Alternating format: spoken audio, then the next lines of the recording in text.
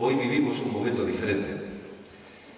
Y vivimos un momento diferente por muchas razones, por muchas reformas, por muchas decisiones tomadas en todo este proceso y por mucho esfuerzo y mucho sacrificio hecho por toda la sociedad de Cantabria, por todos.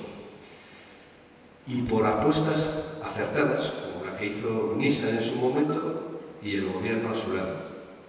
Todo esto ha servido para reconducir las cosas y cambiar las coyunturas. Hoy el momento es distinto desde el punto de vista empresarial, industrial y de empleo. Hoy Cantabria está creciendo su Producto Interior Bruto y está generando nuevas oportunidades de empleo.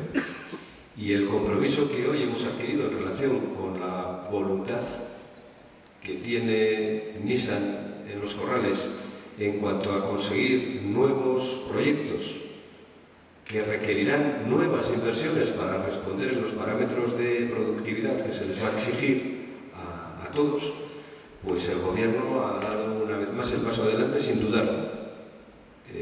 Si se requieren nuevas inversiones, el Gobierno estará al lado del futuro de la planta de Los Corrales, porque la apuesta que se hizo en el trienio que ya dejamos atrás, pues ha sido una apuesta acertada, porque se ha conseguido lo que se pretendía, estabilidad en el empleo.